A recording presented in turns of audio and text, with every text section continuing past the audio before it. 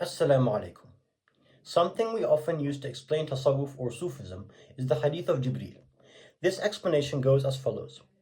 First, we read and review the Hadith, which reads, Abu Hurairah narrated, one day, while the Prophet ﷺ was sitting in the company of some people, the angel Jibreel came and asked, what is Iman? Allah's Messenger ﷺ replied, Iman is to believe in Allah, His angels, the meeting with Him, His apostles, and to believe in resurrection. Then he further asked, what is Islam? Allah's Messenger ﷺ replied, to worship Allah alone and none else, to offer prayers perfectly, to pay the zakah, and to observe fasts during the month of Ramadan. Then he further asked, what is ihsan?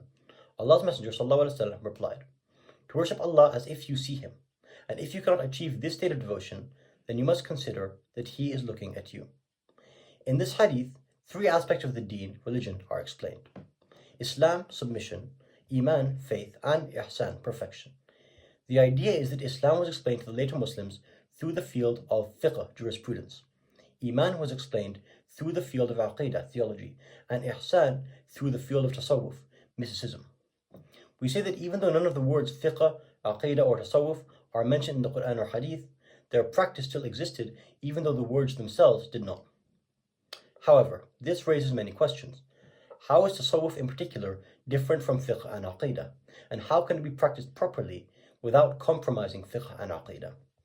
Imam Malik famously once said, he who practices Sharia without practicing Tasawwuf corrupts his faith, and he who practices Tasawwuf without practicing Sharia corrupts his faith. And so we must find a way to maximize both. Before we dive deeper into Tasawwuf, let's clarify one thing. Tasawwuf, Sufiyyah, and Sufism are synonyms. All these words mean the same thing. When we say Sufism in the modern era, we don't mean anything different than what Imam Malik meant when he said Tasawwuf. If you want to argue that the practice of Sufism has changed throughout the eras, that's fine. But the point is that the concept of Sufism has not. So this raises the question, when did the actual word Sufi start to be used to describe people who practice Tasawwuf? Well, who the first person was to be called a Sufi does not have a clear answer. But according to the poet Jami, the first person was Abdullah ibn Muhammad ibn al-Hanafiyyah, who was a hadith narrator from the Salaf, that is, the first three generations of Muslims after the Prophet ﷺ. However, this individual isn't usually recognized as a major figure in the history of Sufism. The earliest development of Sufism mainly happened in three major cities, Basra, Kufa, and Baghdad. In Basra, Hassan al-Basri, a student of Caliph Ali radiallahu anhu, was maybe the earliest mystic in Islamic history. His practice of zuhud asceticism has greatly impacted Sufi practice throughout history. However, Baghdad was where the tradition of Sufiyyah started to flourish the most.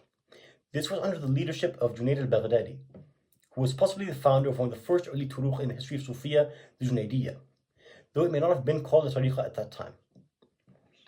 Most of the large turuq today can in some way connect their chain of transmission to the Junaydiyah. So, what exactly is a tariqah? How does it work? Well, in simple terms, a tariqah is a group of students of a certain sheikh who has a chain of transmission known as a silsila that goes back to the Prophet ﷺ.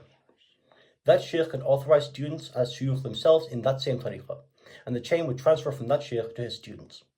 If a sheikh authorized more than one student, which is often the case, turuq can branch out, and then branch again and again, until in many cases, you have hundreds of sub-turuq inside one tariqah.